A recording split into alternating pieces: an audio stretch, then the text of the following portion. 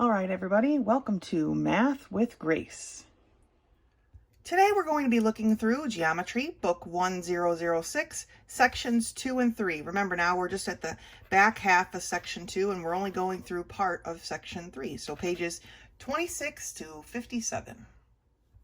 We're starting this video on page 26 talking about chords. And chords are basically a segment inside the circle. It's not an arc, it's not an angle, right? Or an arc. Arc is the curved parts. But it's a segment whose endpoints are on the circle, and it's just in the circle somewhere. Now, a diameter is a chord. It just happens to be the chord that crosses the center. Okay, so a chord is a segment whose endpoints are on the circle. All right? Pretty simple. It's basically just a segment inside the circle. Now, the next definition is that of a scant. A scant is a line that passes through your circle, okay? So it says a line that contains a chord because basically they've extended the chord in both directions, okay? But a scant is a line that passes through a circle, and of course, it can also be a diameter as well. Now, looking at the top of page 27, we see that a chord of a sphere is a segment with endpoints on the sphere, and a scant to the sphere is a line that contains a chord of the sphere. So the definitions are the same if it's a sphere, okay? So a chord is a segment with endpoints on the circle or on the sphere, and a scant is a line that contains a chord on a circle or on a sphere, okay? Now we're kind of switching topics here. We're done talking about scants and chords, and we're going into inscribed polygons, okay? Now, remember, we talked last video about inscribing something, right? And circumscribing meant to draw it around the outside. Inscribing means it's in the inside. So a polygon is said to be inscribed in a circle. That's what we're looking at right here. All right. When each side of the polygon is a chord of the circle, and each vertex will be a point of the circle. So, oh, my eraser. What that means is that BC is one side of this polygon, right? And it is a chord of the circle that it's inscribed in. BA is one side of this polygon, and it is a chord of the circle that it's inscribed in. And so is AC, okay? B, A, and C are the vertexes of this polygon, and they are all on the circle, okay? That's the definition of an inscribed polygon. A polygon contained within a circle, with each side being a chord of the circle, meaning its vertexes have to be on the circle. Otherwise, this wouldn't be a chord, right? If the triangle stopped right here, then that's not a chord, all right? Okay, this quadrilateral is inscribed in this circle. Each of its sides are chords of this circle. Each of its vertexes are on the circle. And then here, circle Y circumscribes, meaning it's around polygon HIJKL. Okay, HIJKL is inscribed into the circle. All right, and each of its vertexes are on the circle, meaning that each of its sides are chords to this circle. All right, now they want us to refer to this figure. I hate when they do this. They put a figure on one page and your homework on the other. But let's look at some of these problems. So looking at page 28, I kind of drew out the illustration. You're going to have to flip back and forth as you do your work. But question 61 asks us to name all the chords shown. Now remember, chords are a segment, so they're going to be named such as RS is a chord, right? It is a segment whose endpoints are on the circle. Because it's a segment, we write it as RS and we put a line over it. All right, segments we mark with a line over them, remember? And so there are many chords in here, aren't there? I like to start at one point and go from there. So RS is a chord. RU is a chord. RW is a chord, right? WS is a chord. Goes across there like that.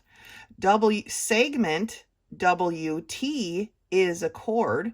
Line WT is a what? That's a scant, right? Just like segment VS is a chord, but line VS is a scant. Okay, scants are this next question here, 62. I'm trying to think here. I think that's all of the chords. All right, and then it asks us, is triangle AXY inscribed in the circle A? So where's triangle AXY? Right here, AXY. Is that inscribed in the circle? Are its vertexes on the circle? Are its sides chords? No, right? It's just floating inside the circle, but that doesn't make it inscribed. There are rules for something to be inscribed. All right, so answer some of the rest of those questions. Then there's another drawing here with a sphere on it and some of the same questions there. Our next topic starts on page 30, and it's some theorems that we know now are about circles. We're going to start learning theorems, and if we're learning theorems, that means we're going to be doing proofs. Theorem 6.1 tells us that a radius drawn to a point of tangency, okay, remember a tangent is a line that touches a circle at only one point, right? And that's called the point of tangency. So a radius drawn to a point of tangency is perpendicular to the tangent. So it is perpendicular. Okay, remember that it makes a 90-degree angle. So here are some radii. They don't even touch the tangent line, right? Technically, because a radii ends on the circle. But if you draw a radius to the point of tangency, it will be perpendicular to the tangent line. That is what 6.1 is telling us, okay? So no matter where a tangent line falls on this circle, okay, at the point of tangency, the radius is perpendicular to that tangent line. All right? That takes us to 6.2, which is on the next page here. And 6.2 tells us that a line, now this is just the converse. 6.1, we just learned about perpendicular to a tangent, right? Now we're learning the converse of that, and that is that a line in the plane of a circle and perpendicular to the radius at its outer endpoint is tangent to the circle. So now what they're telling you is, if you have this line out here and it is perpendicular to a radius, so here we already know it's perpendicular, then it is a tangent line, okay? If it's crossing the radius at its endpoint and it's perpendicular, then it's a tangent line, right? So this is the converse of 6.1. All right, let's take a look at this proof here at the bottom of the page. All right, so we're looking at problem 80 on the bottom of page 31, and we have this circle. Now, I drew on it to illustrate Theorem 6.2, so I'm just going to erase that. But we are given that segment, okay, this is where we need to be careful what we're looking at. This is just a small line. This is a segment. Segment AB is a diameter of circle O. So here's segment AB. It's the diameter of circle O. Line AC and line BD are tangents. Okay, so we know that they are tangent, okay?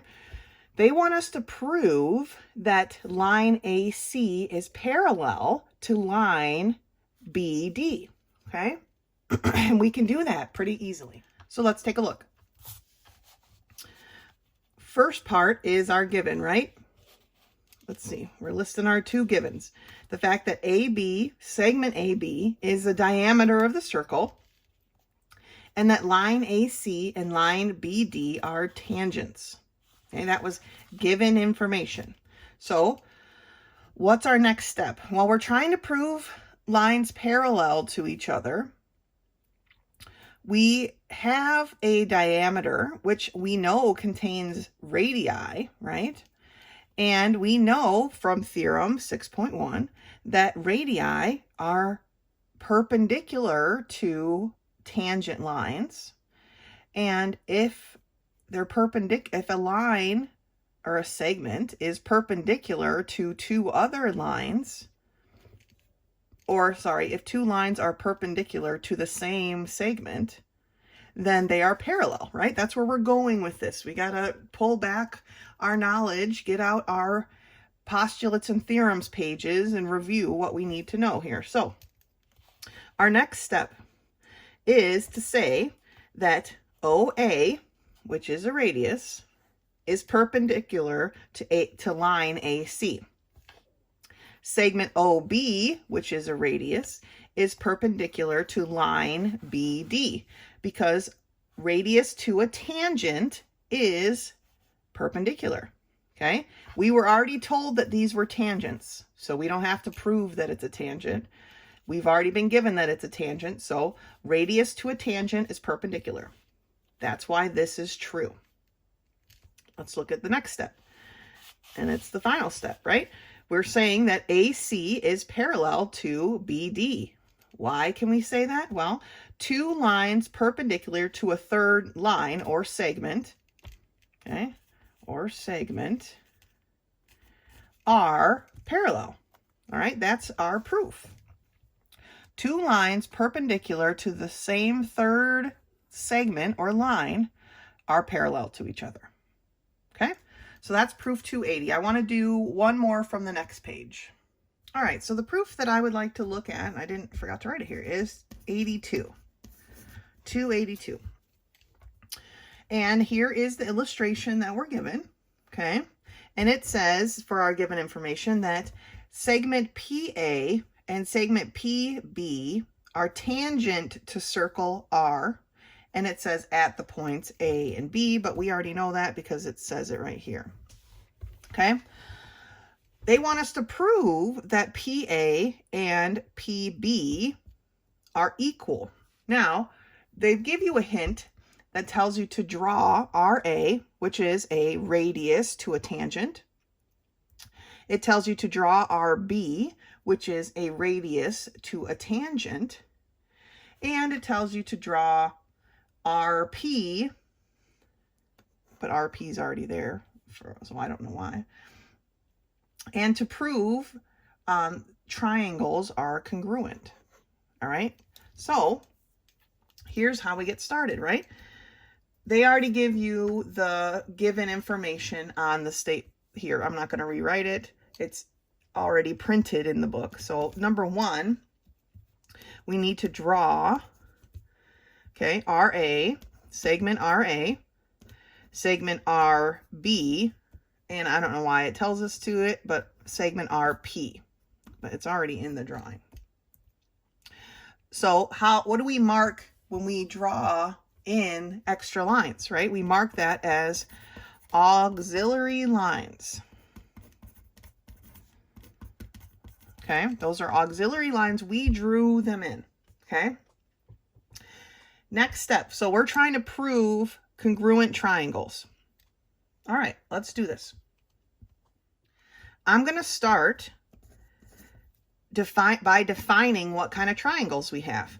Well, we just learned that a radius to a tangent is perpendicular. Perpendicular makes right angles. Right angles are part of right triangles, right? So that's how I'm going to classify my triangles that I'm trying to prove congruent. And plus it makes it easier, right? If I can prove that they're right triangles, I only need 2 proof points to make it into congruency, right? I need hypotenuse leg, hypotenuse acute angle, leg acute angle, or leg leg, right? I only need 2 things. So the first step to do that is to say that RA is perpendicular to PA, and I'm putting them on the same line because they have the same reason that RB is perpendicular to PB. And why can I say that that's true? It's the proof we just learned, right? That radii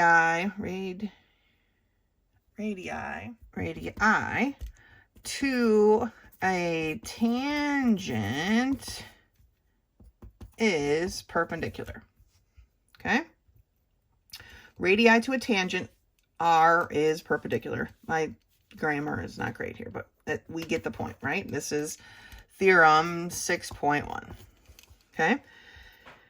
So we've got perpendicular lines. Now we have to tell what perpendicular lines do. And here's how we're going to do that. We're going to say that angle RAP and angle RBP are right angles. How do we know they're right angles? Because perpendicular lines make right angles. Okay? We proved that those lines at that point are perpendicular. When we show that they're perpendicular at that point, we can say that that angle is a right angle. All right? We're almost there. The next point that I want to make is that RA, segment RA, is equal to segment RB. This is equal to this. How do I know that that's true? How can I say that that's true?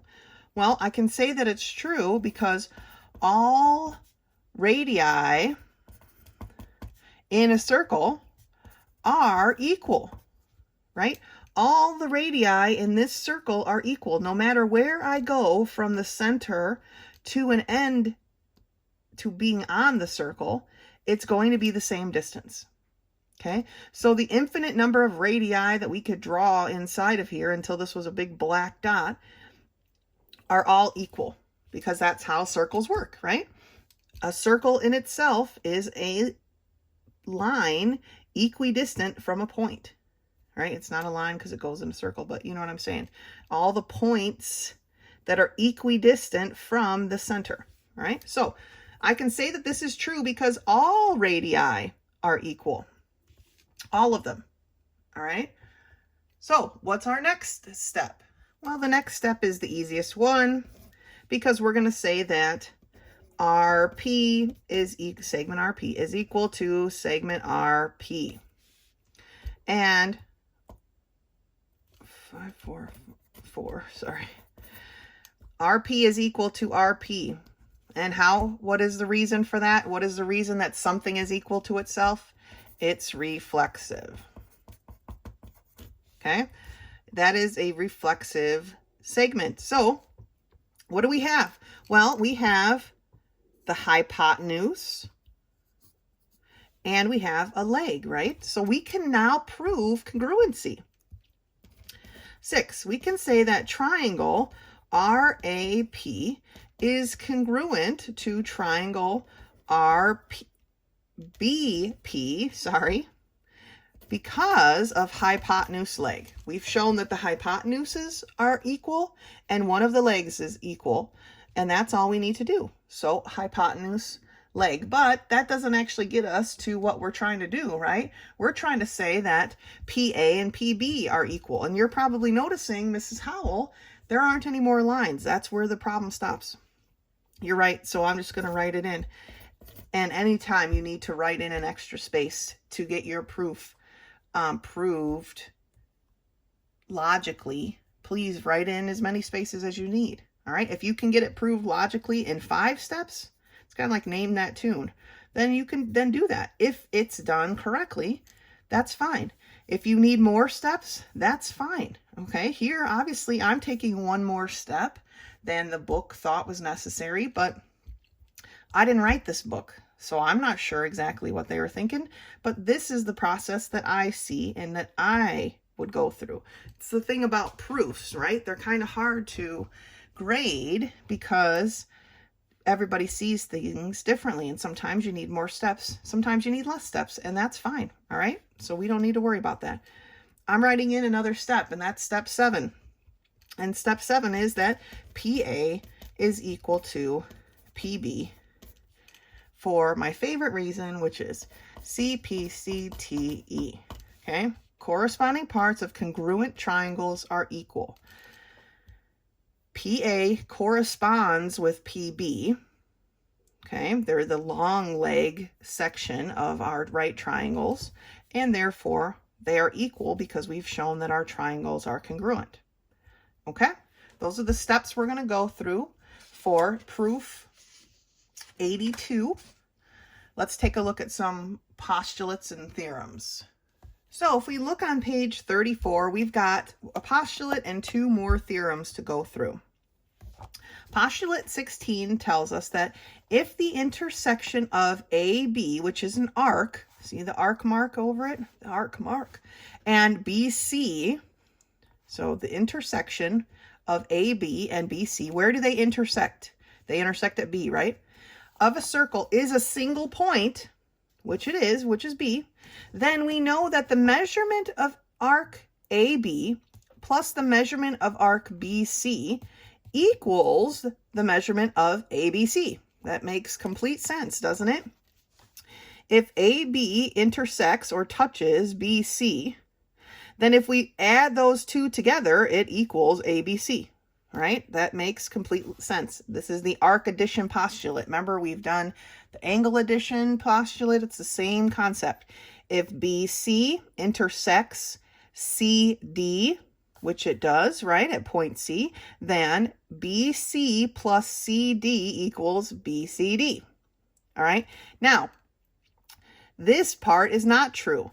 If AC intersects BD, which they do, but they don't intersect at a point, right? This arc and this arc intersect a whole entire arc. So we couldn't add ABC and BCD and get ABD, right? That's not going to work because they're overlapping too much. The intersection has to be at a point.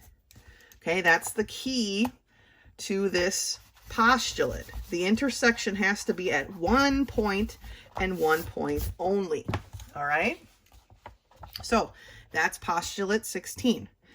Theorem 6.3, which is at the bottom of the page here, tells us that if in the same circle or congruent circles, okay, what makes circles congruent?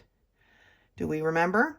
Okay, they're congruent if they have the same length of radii, right? So in the same circle or congruent circles, not too worried about the congruent circle part, but in the same circle or congruent circles, 2 central angles are equal, then their arcs are equal. So if we've got 2 congruent circles here, okay, they've told us that these central angles, angle 1 and angle 2, are equal. That means that arc RS is equal to arc TU, because remember, this arc is equal to the central angle. This arc is equal to its central angle. So if these 2 central angles are equal, then the arcs are equal as well. And I'm sure that's what this proof proves, right? They give us that measure the arc central. Okay, they give us that our given information here. Then they tell us that the measurement of RS is equal to the measurement of angle 1, which it is. The measurement of TU is equal to the measurement of angle 2, because the measure of the arc is equal to the central angle, right? Then they can just say that they're equal here by substitution, because we've already said that these are equal, right?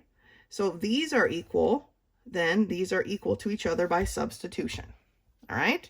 So 6.3, congruent circles. Two central angles, if the two central angles are equal, then their arcs are equal. All right? We're getting set up here for some proofs, circle proofs.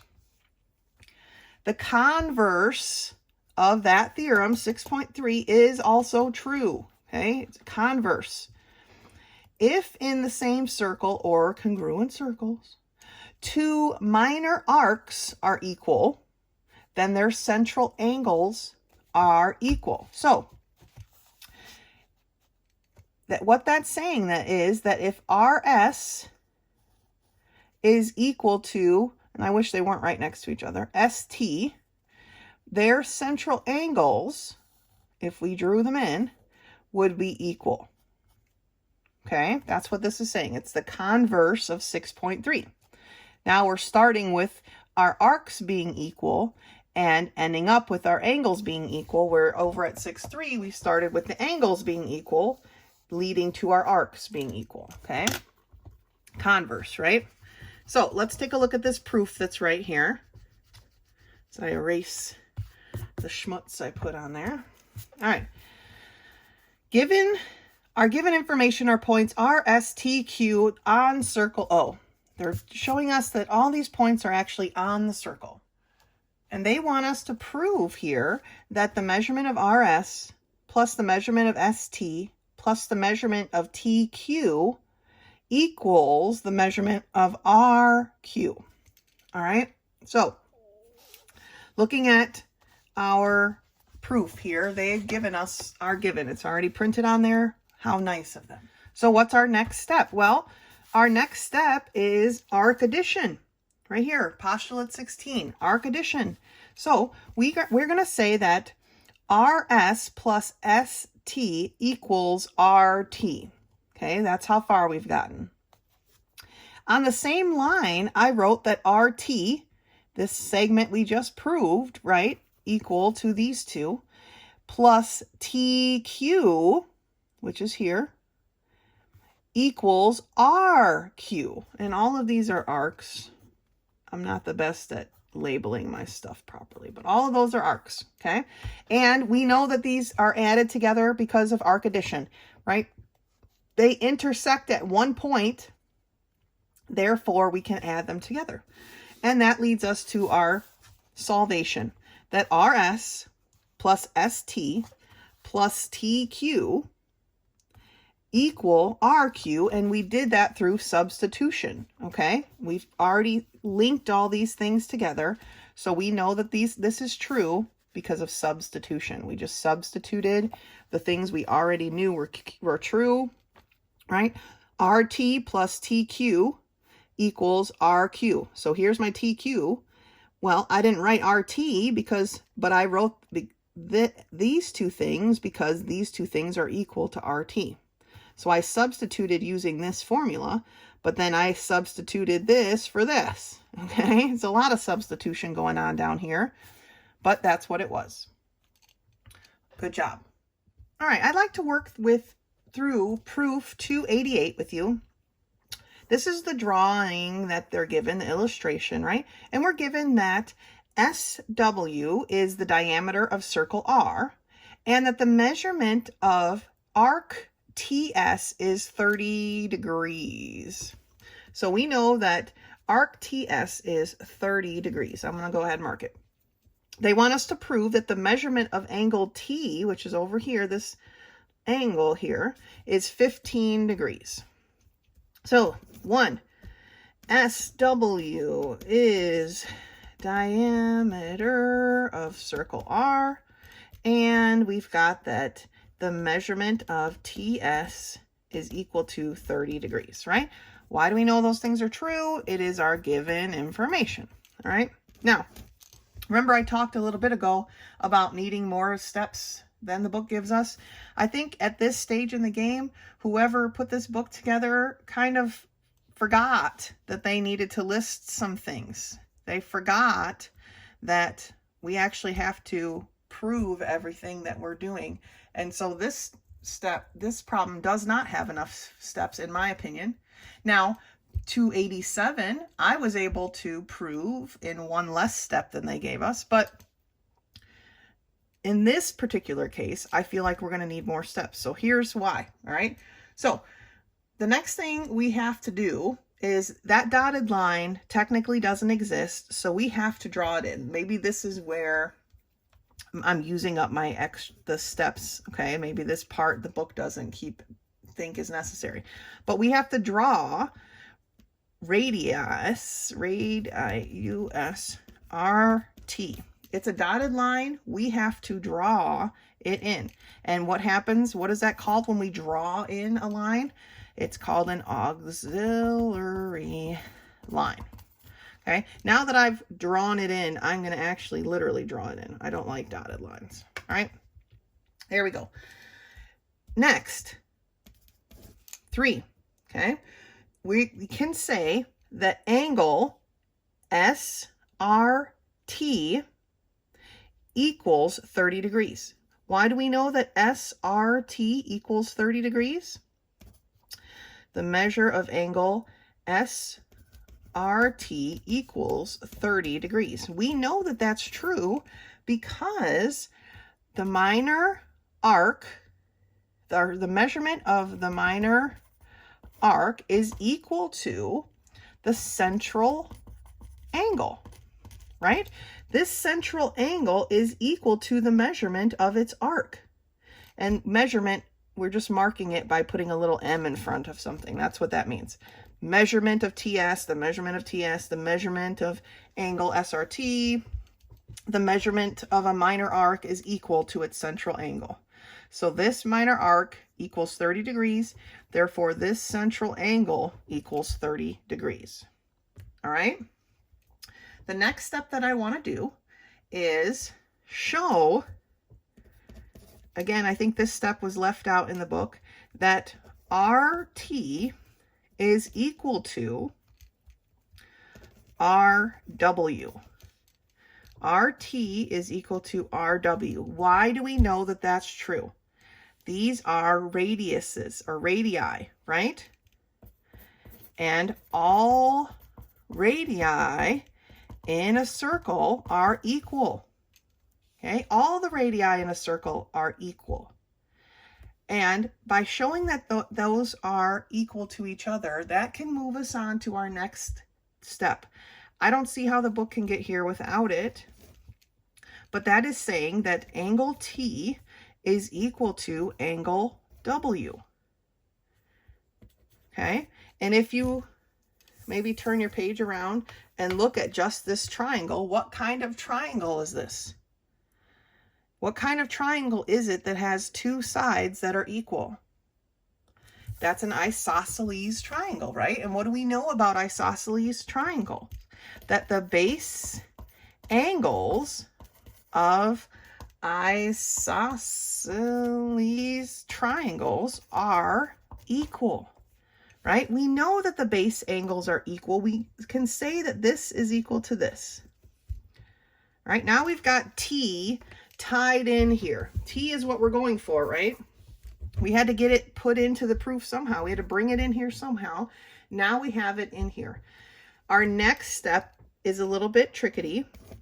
Really have to look back at your postulates and theorems page, but the next step is going to be that angle SRT, right here we talked about angle SRT, right, is equal to angle T plus angle W. And how do we know that that's true? Well, if we're looking at just the triangle, okay, we have this side of the triangle extended. Remember when we had triangles and we had a line extended from a triangle? What happens when we put our thumb over that? We know that this is an exterior angle to this triangle, right? SRT is an exterior angle. And when we put our thumb over it, we know that it's going to be equal to the sum of the other two angles, or the remote interior angles. So exterior angle is equal to the sum, seriously, the sum of the remote interior angles, right? We have the line here extended, creating an exterior angle. If we put our thumb over it, it is going to be equal to the sum of the other two angles. All right. So that got us to here. We now know that SRT is equal to T and W added together. We know that SRT is 30 degrees. Okay. We know that T and W are equal. So we can say that 30 degrees, we're substituting, right, is equal to 2 T's. I'm substituting this T for this W because they're equal. So it's equal to 2 times T. Okay, see how we substituted? What do? We substituted. Substitution. I'm just going to write sub. Okay, I substituted a T for a W because they're equal. That gave me 2 T's. All right, now my final step is that 15, and I'm just keeping it in this order because that's how the problem looks here. 15 degrees is equal to 1 T. So the measure, and I'll put a little m. Sometimes I forget, I didn't put them here, but I think we all understand what that means. So 15 degrees equals the measure of angle T. So how did I get from this equation to this equation? I divided both sides by 2, right? So 8 was division, although the book probably says multiplication multiplied by 1/2, right? I don't think there's a division property, but I know there's a multiplication property, so that's probably what the book says. But in my mind, I divided by 2, but I guess we could have multiplied by 1/2. Same thing, right? Same thing would have happened. What's half of 30? It's 50. What's half of 2? It's 1, right? So same process algebraically. But we've gotten to our proven point. Okay, I wanted to work through this proof with you because I feel the answers in the book are a little janky, and I definitely needed more steps than they provided us. But we needed to see how all this works together. Now, so as we're working with circles, doing these proofs and whatnot, we really have to start combining what we know about circles, obviously, because we just learned those, and what we know about everything else, okay? So please have your theorems and postulates pages with you when you're doing your homework, with you when you're doing your quizzes and tests, so that you can review and go back and look and see what needs to happen, okay? This one was a little bit different. We don't often work with exterior angles, so I wanted to do this one with you. All right, let's look at another theorem. So our next chunk of theorem starts on page 37, and that's theorem 6.5. And it tells us in the same circle or congruent circles, if the chords are equal, then the arcs are equal. So you see how this chord right here has its endpoints on the circle, right? That's a definition of a chord. Well, there's an arc right here that's created by that chord, right? Just like there's a chord here and its endpoints are on the circle because that's the definition of a chord, and it creates an arc as well. Well, if the chords are equal, if segment CD equals segment EF, then chord CD is equal to, or arc CD is equal to arc EF. All right, and here's the proof of why that's true. Let's turn the page. So we've got many more proofs or theorems, to look at. So page 38, theorem 6.6. In the same circle or in congruent circles, if the arcs are equal, okay, we're talking about converses, then the chords are equal. So we've got those same circles, right? I don't know. these arcs are equal. So the chords, and I did a horrible job drawing this, the chords connecting them are going to be equal as well. Okay, the chords connecting the endpoints of those arcs are going to be equal. All right, now we've got some definitions here on page 38. And the first one is midpoint of arc. The midpoint of an arc is a point, just X, they say, some random point, on the arc AB, such that the measurement of AX plus the measurement, equals the measurement of XB. Now that's the definition of any midpoint, right? If you have a line or a segment and you have AB, the midpoint X would mean that AX is equal to BX, right? Or AX is equal to XB. So that's what, they're not really showing that here. I don't want to get too, oh yeah, it says X is the midpoint. So if AX is equal to XB, which visually it doesn't look like they're equal, then X is the midpoint of AB. All right. And then they tell you a few different things, right? P is the center, T is a scant that bisects AB because it hits the center point, right? All right, so the center of an arc, the center of the circle that contains the arc. All right, that's the center of an arc. So the center of the arc is kind of a weird thing to define, right? It's basically P. P is the center of arc AB because it's the center of the circle. So it's just a weird thing. I don't really like the center of the arc definition, but it is what it is, right? Some things we just have to work with. But we understand midpoints because we've worked with those with segments here all our geometry career, right? So next theorem on the top of page 39 is theorem 6-7. If a diameter is perpendicular to a chord, then it bisects the chord and its two arcs. So here we have a diameter, right?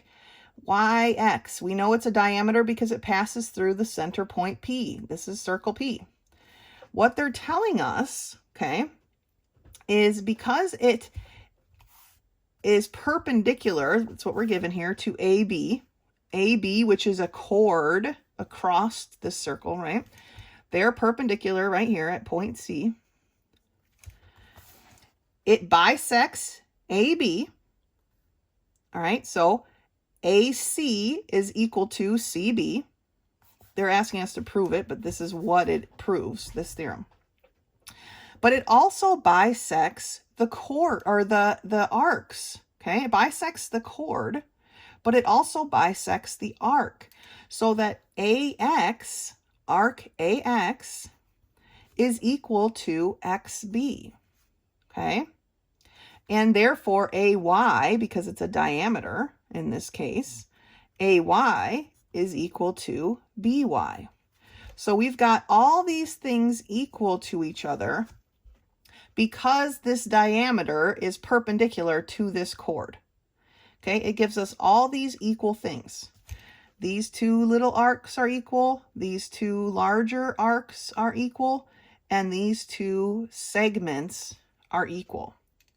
All because this diameter is perpendicular to this chord. Okay, that's a lot of stuff.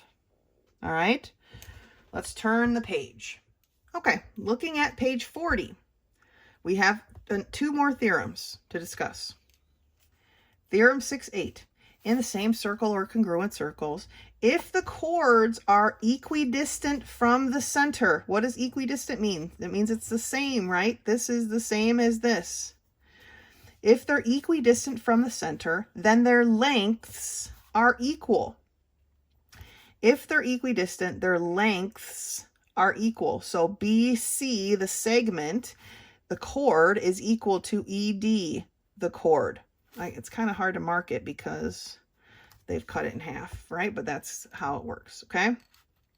So in the same circle, congruent circles, if the chords are equidistant from the center, then the chords are equal. And if you think about it, you know, there's only so much space in a circle. And if I move closer than this chord already is, my chord is already larger, right? Because my circle grows and then it shrinks again, okay, to match that. So that makes sense if you think about it. If you think about a piece of paper coming across, right, the chord gets bigger and then it gets smaller again. So when it's back across this circle, the same distance it was here, then it's going to be an equal length. All right. And then, of course, we have the converse at the bottom of the page. Okay. In the same circle or congruent circles, if the chords have the same length, so now they're telling us that BC is equal to DE, the segments, then they are equidistant from the center. Then we know that AX is equal to AY. All right, so this is 6-9 is just the converse of 6-8. Okay, in 6-8, we're dealing with equidistance from the center, knowing that our chords are the same length.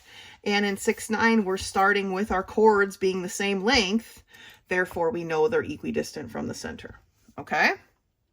Now, there's a test here, but if you keep turning the pages, there's some proofs. So let's take a look at some of those.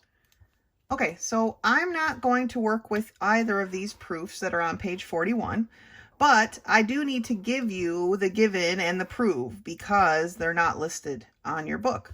So take a minute, pause the video, and write down your givens and your proofs for problem 95 and 96. All right. And then we'll do 97 together when you come back. So 97 says, if a chord 10 inches long, so if I'm talking about chords, I already know I have a circle. If a chord 10 inches long, so this is 10 inches, is 5 inches from the center of the circle. Okay, so I know that this is 5, right? Find the radius of the circle. Okay, so my radius would be what? Let's draw in a radius that hits right here. And when I draw in a radius that hits the end of my chord, what did I create here? I created a triangle, right? And I know that this is perpendicular because to measure that it's 5 inches from the center, I had to draw a perpendicular line from the center to my chord. So now I know that this is not just a triangle, but it's a right triangle. And here's what else I know. I know that because this is a right triangle, and because this is perpendicular here, that it actually bisects this segment, this chord. So I know that this section of the chord is 5. And I know my drawing probably should have been bigger. Maybe it's hard to see. So I'm going to pull out my triangle. It looks like this, right? Okay, my perpendicular is right here. This I knew was 5 from the story problem. This I've determined is 5 because this perpendicular segment here bisected my chord. And how that I know that's true is that theorem 6-7. That if a diameter, if I continued drawing this line, it would be a diameter, right?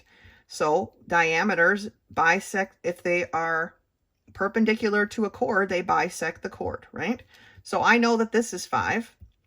Here's my hypotenuse. My hypotenuse is my radius. So when we have a right triangle and we're trying to solve for hypotenuse, how do we do that? We use the Pythagorean theorem, right? So the Pythagorean theorem tells us that 5 squared plus 5 squared equals my hypotenuse squared. 5 squared is 25 plus 25 equals hypotenuse squared. So 50 equals my hypotenuse squared, right? To solve it from this point, this is being squared. I have to do the opposite and take the square root of both sides. The square root of 50 is the same thing as the square root of 25 times 2, right? Well, 25 is a perfect root, so I can pull that out. What is the square root of 25? That's 5. The 2 is left behind, so we don't want to forget it. And so we find that the radius, or the hypotenuse, is 5 times the square root of 2 inches. We don't want to forget our unit of measure. Okay, unit of measure is inches. So do not forget your unit of measure. So in this case, we had to use a theorem to know that this bisected our chord. And then we use a Pythagorean theorem, which we learned a while ago, to solve this problem. Okay, so on page 42, there's some couple more problems that just involve some math. For number 99, make sure you draw a picture. And here, like I pulled this triangle out of my picture, you're probably going to want to do that too on problem 99. And then there's some more math problems after that. And then that's it for section 2. But that's not it for this video because we need to go into a little bit of section 3. All right, so that brings us to page 47, which is section 3, at the beginning of section 3. And it's titled Special Angles and Segments Related to Circles. The special angles that we're going to look at right now, there are 3 groups of them. And it might be a little confusing at first, but you'll see as we move forward. Here are the 3 groups. Those with the measure equal to half the intercepted arc, that's one group. Those with a measure equal to half the sum of the intercepted arcs, intercepted implies more, and arcs implies more than one. Okay, here we had a single arc, now we have more than one arc. And those with the measure equal to half the difference of the intercepted arcs. So again, plural, plural, plural, singular. Okay, those are the 3 different kinds of arcs that we're going to talk about. And the first definition that we need to be able to understand what those mean is an inscribed angle. Now, remember, when we had a polygon inscribed into a circle, it meant it was drawn on the inside, right?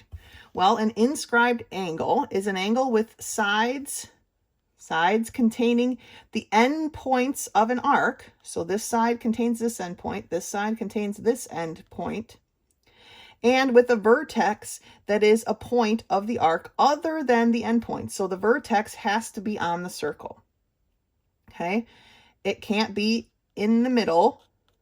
It can't be in the center. We already described that one. If we have an angle from the center, remember that's a central angle. So this is different.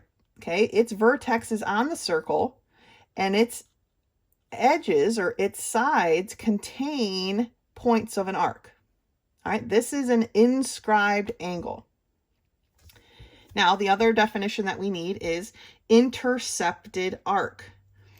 An intercepted arc, here is definition is, an angle intercepts an arc if the end points of the arc lie on the sides of the angle.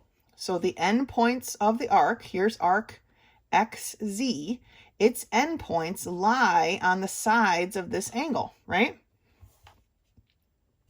And all points of the arc except the end points lie in the interior.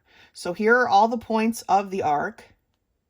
Okay, they are on the interior of this angle. Okay, they're not out here, they're not out here. They are inside of it. Okay, this is an intercepted arc. Remember, we read intercepted arc a couple different times up here, right? This is what we're talking about. This is the intercepted arc. The arc basically created by this angle and within this angle. Remember, this is the interior of the angle. Now, I've highlighted something down here that's important. The arc that is in the exterior of the angle, okay, this arc out here,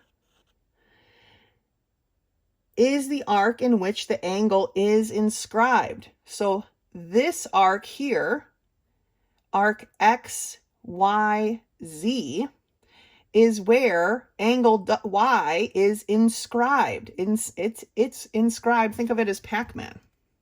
Okay, it's inscribed inside that bigger arc. All right, it intercepts the smaller arc, XZ. All right, there's a lot of words that start with I here. I know it's complicated. Please make sure you just take note of what the different things are. Okay, the arc in the interior of the angle is the intercepted arc. So this one's on the inside. It's the intercepted arc. This one on the outside is the inscribed arc.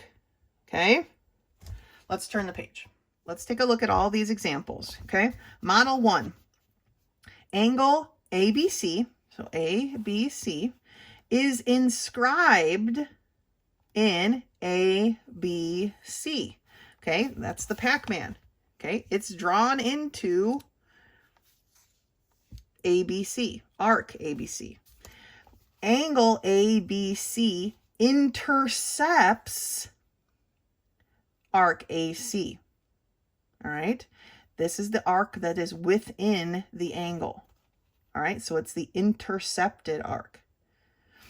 This angle is inscribed in this big arc. All right, these are the two concepts you need to make sure you understand. So if drawing this drawing and writing this down on a note card is helpful, or on your postulates and theorems page, let me check and see if the information's over there real quick. It's not over there, but there is space at the end of the postulate, on the back half of the postulate and theorem page, to draw this in if it's helpful to you. So in model 2, it says, in the circles shown, all these circles, only angle 1 is an inscribed angle. Okay, the vertex is on the circle. Okay, but not like this, right? I need its ends to go off and make an arc. This end is not going off and making an arc, is it? This is not an inscribed angle because its vertex is not on the circle. This is a central angle. This one and this one we'll get to in a little bit. But angle 1 is the only inscribed angle. All right. Model 3 says that angle 1 is inscribed in a major arc. Okay. And angle 1 intercepts, or sorry, it's inscribed in a minor arc. I read that totally wrong. It's inscribed in a minor arc. Inscribed means we're talking about the outside part.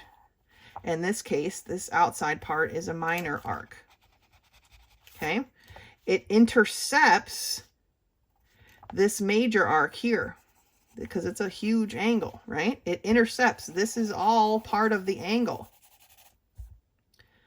So it intercepts a major arc. It's inscribed in a minor arc.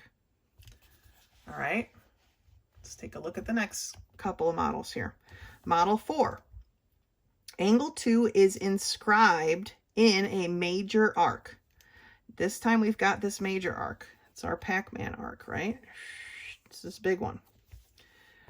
Angle 2 intercepts a minor arc, which is all of what's inside of here, this arc. They all belong to angle 2. Anything inside of here belongs to angle 2, okay? Angle 3 for model 5, angle 3 is inscribed in a semicircle, right? Here, our sides of our angle actually hit the diameter, and therefore it's inscribed in a semicircle and it intercepts a semicircle, both at the same time. Okay. All right. Let's take a look at our next theorem then. Our next theorem is theorem 610. And it tells us that the measure of an inscribed angle is equal to half the measure of its intercepted arc. And here is the formula for that. All right. Each of these circles has angle ABC. So what they're telling us in each of these circles is an inscribed angle, right? Its vertex is on the circle. Its endpoints contain an arc, right? So the measure of angle ABC in each of these cases, all right, is equal to 1/2 the measure of the arc AC. So whatever this measure of the arc AC happens to be, the angle is equal to half of that. This formula is important. You need to make sure you write that down. Okay, that's the formula we're going to follow. Let's turn the page. Now looking at page 50, we've got some corollaries that are based off of the theorem that we just talked about, the half. Okay, so the measure of angle ABC equals 1/2 of arc AC. Okay, B is the vertex. Remember, that's how we write angles. B is the vertex, so we know that AC must be the arc. All right, so it gives us 3 corollaries that are very useful, it says.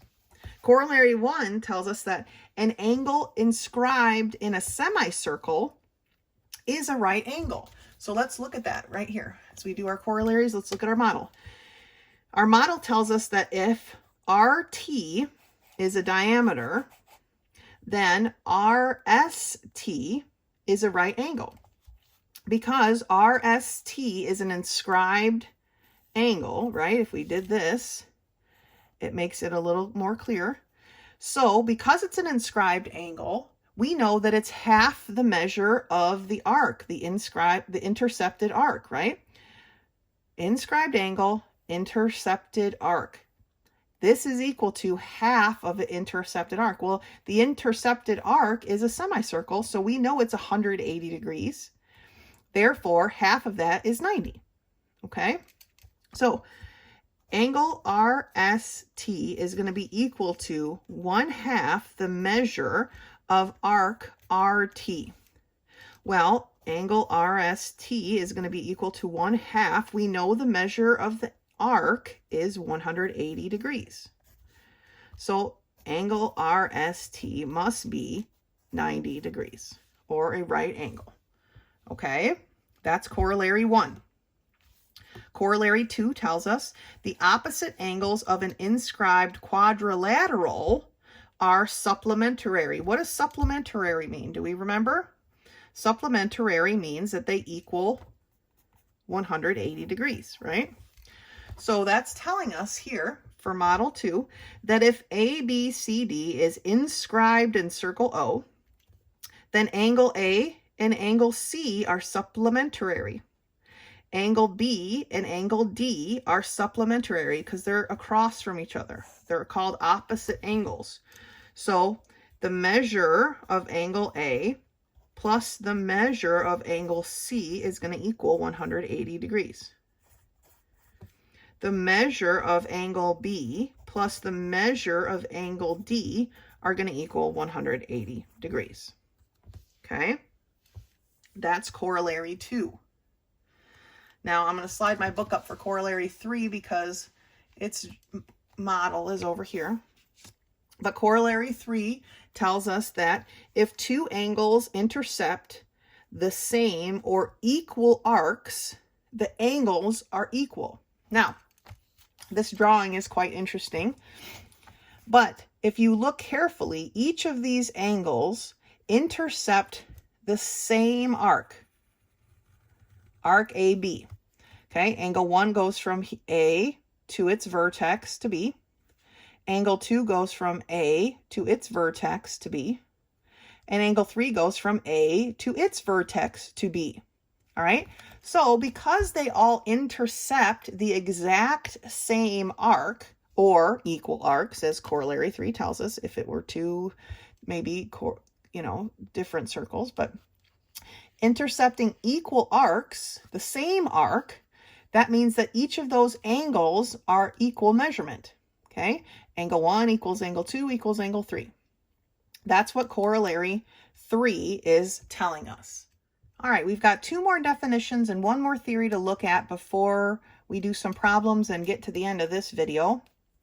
And we're kind of switching gears here because we're not really talking about angles right now. We just did a whole bunch of angles, right?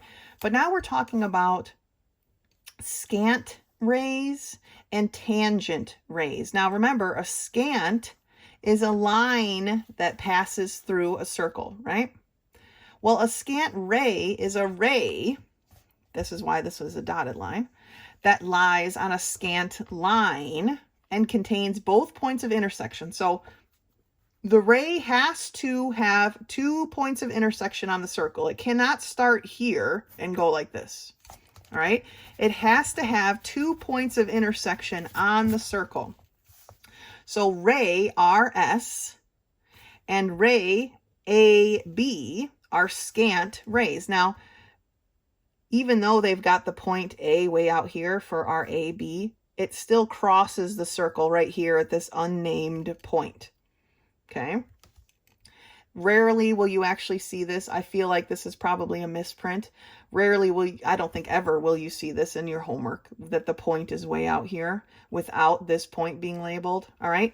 But that's what a scant ray is. It's the same thing as a scant line, except it's only part of it, right? Because rays have a beginning and go in one direction.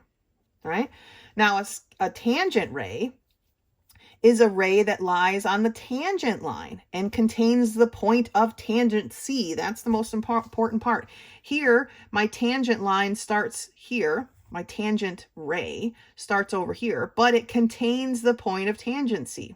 In this case, it actually begins, the ray begins at the point of tangent C and then goes on and on forever, amen, in whatever direction that's going. Okay, these are called tangent rays. They touch the circle at one point, the point of tangency, and they move on. All right, let's turn the page and look at our final theorem for this video. All right, looking at page 52, we're going to look at our final theorem for this week, and that is Theorem 611.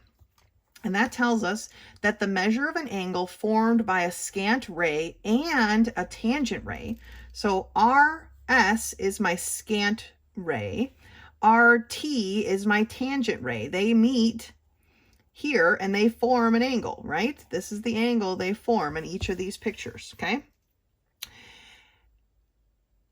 It is equal to half the measure of its intercepted arc. So remember, the intercepted arc is going to be the arc that's inside this circle. This one's a big one, right? So it's equal to half the measure of that arc. And here's the formula. So this is the only, remember there were 3 different types of angles here.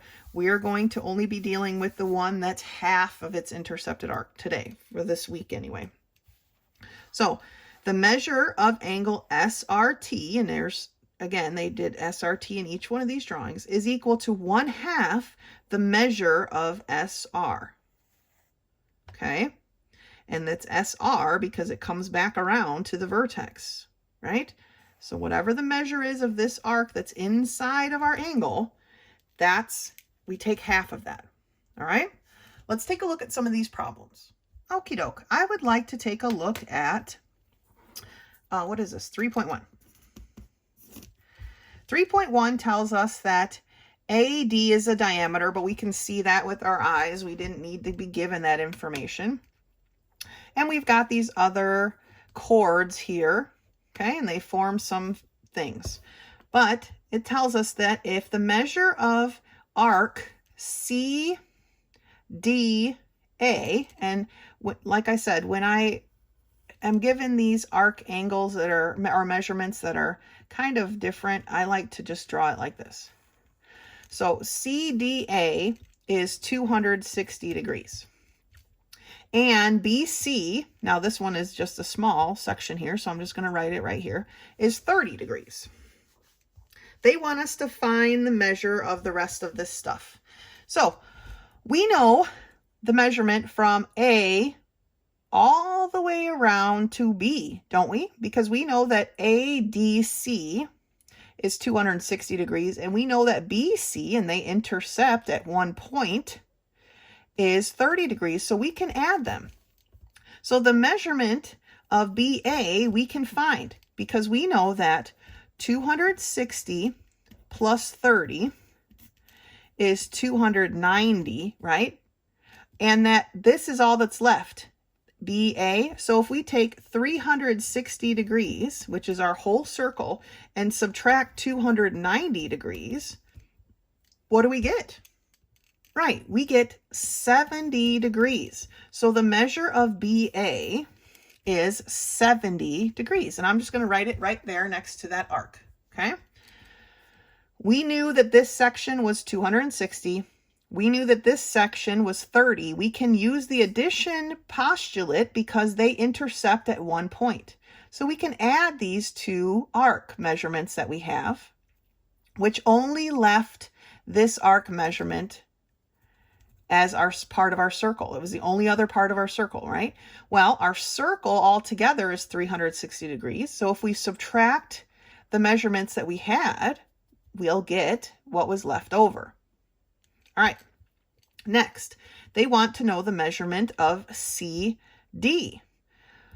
Well, we can do this part too, because remember, AD is a diameter. So a diameter breaks a circle into what? Two equal semicircles, right? Well, for the same way we figured out BA, we can figure out CD.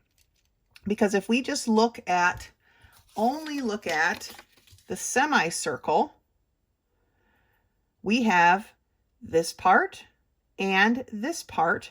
We know that the whole thing is 180 degrees, and we have 70. It intersects this other arc at one point, so we can add them. 70 plus 30 is 100. Well, what's left to get us to 180? That's right, 80 degrees. CD must be 80 degrees. Now, obviously, this is not drawn to scale in any way, shape, or form. I'm pretty sure you use this same circle for problem 2. So if you're writing in your measurements, make sure you do it kind of lightly so that you can erase and start again in the next one. Now, they want us to find measurements of angles. First angle they want us to find the measurement is angle BAD. Well, to find the measurement of BAD, we know that that is half. That's going to equal 1/2 of arc BD, right? Well, what is the measurement of arc BD? Arc BD is, we're going to take 1/2 of, we need to add these two together, right? 30 plus 80. Well, what is 30 plus 80? It's going to be a 110, right? 20 makes 100, 110. Yep. So what is 1/2 of 110? Well, 1/2 of 110 is 55 degrees. So the measure of, and make sure we're marking our degrees, both for the arcs and for the angles. So the measurement of angle BAD was 1/2 of the arc. So we added the two pieces of arc together and then took half of that to get 55 degrees. That's how big BAD is, all right? Well, what about BAC? Well, BAC is equal to 1/2 of BC, arc BC. And we know that arc BC is 30 degrees. So 1/2 of 30 degrees is 15 degrees. Okay, so angle BAC is equal to 1/2 of its arc, or 15 degrees. What about angle CAD? Well, angle CAD is equal to 1/2 of its arc, which was CD, or 1/2 of 80 degrees, right? What is 1/2 of 80? It's 40 degrees. So the measurement of CAD, the angle, is equal to 40 degrees. Okay? So, do you see how we're putting all these together? We've got to use our formula. The only formula that we've learned today, whether we're dealing with inscribed angles or if we're dealing with scant rays and tangent rays, is that the measure of the angle is equal to 1/2 the measure of the arc. Okay, this is the formula that we're going to be using. A lot. All right, let me look at another problem on the next page. All right, I'd like to do problem 5 with us first. It's on page 54. This is the illustration that comes with problem 5, but you're also going to use this illustration for 6, 7, and 8. So if you're writing on it, make sure you write lightly so that you can erase each problem and start again.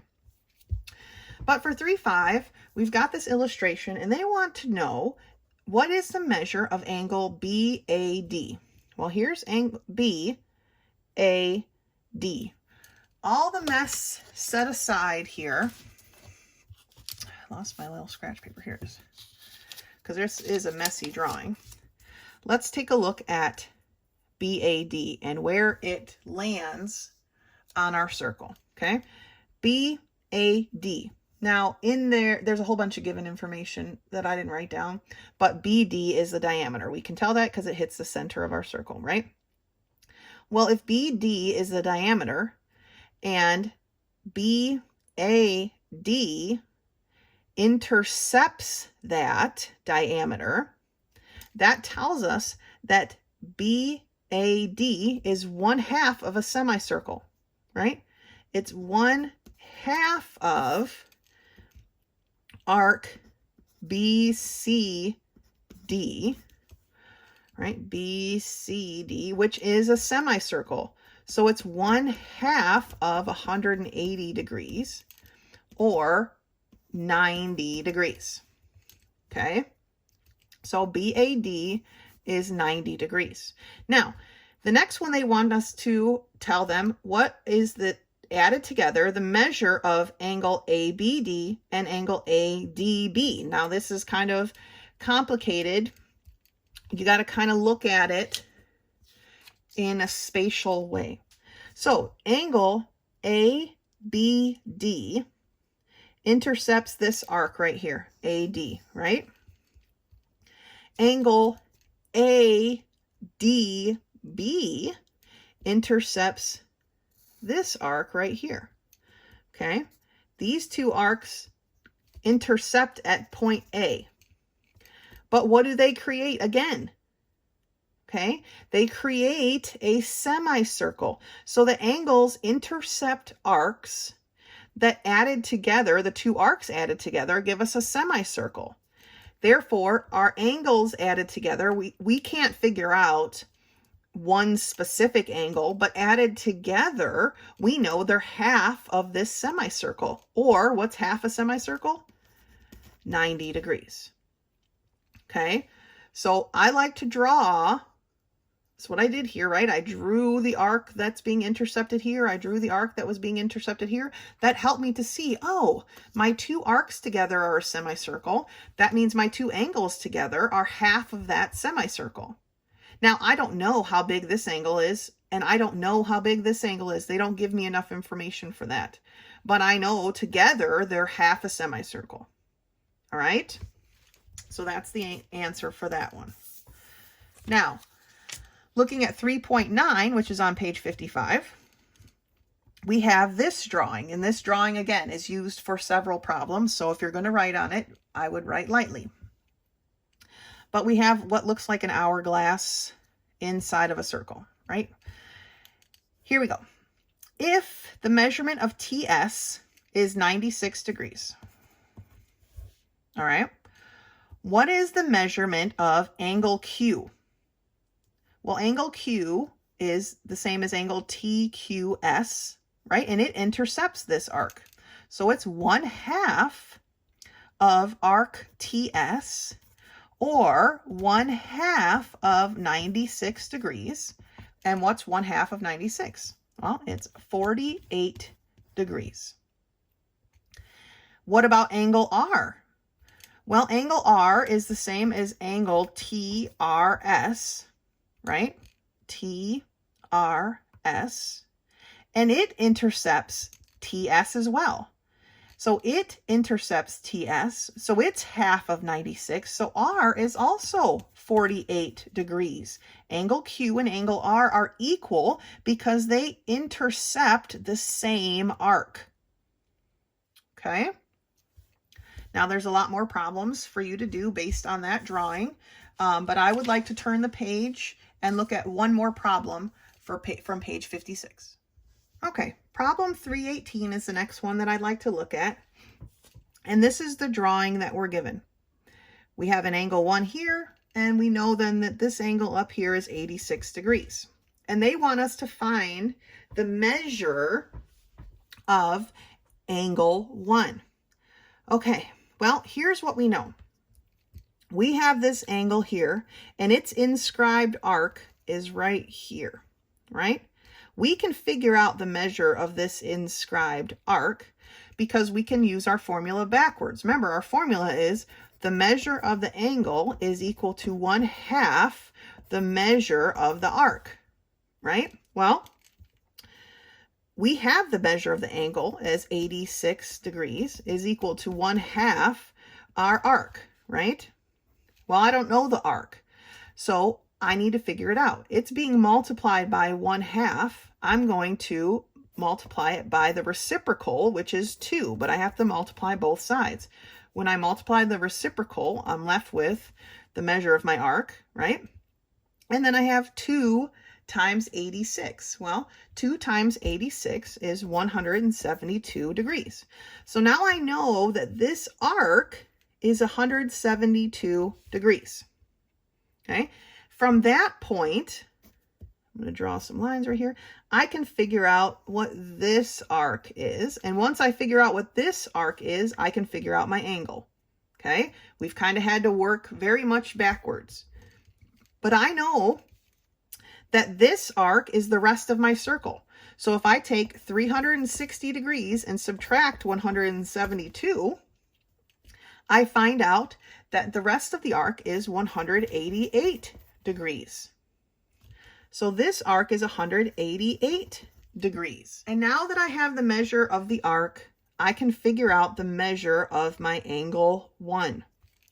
Angle 1 is equal to 1/2 of its arc, or 188 degrees. 1/2 of 188 degrees is 94 degrees. Okay, so for this one, we kind of had to think about outside the box here. We kind of had to go backwards. We had to use the information that was given, and the only information that was given is that this angle was 86 degrees. From there, we could find out what this arc was equal to, right? By using our formula backwards. Once we figured out what this arc was, we subtracted that from our circle to find out what the other arc was. Then we used that in our formula to figure out what the measure was for our angle. Okay, this is very algebra-y, which is fine, right? We don't need to or want to do proofs all the time. So algebra is fine too, except it's algebra working with circles. That's what makes it geometry. That's the last problem I'm going to go over for this week. We're going to look at the second type and probably the third type of angles next week. So if any questions come up, please let me know. Send me a text or see me in my office hours. Otherwise, until next time.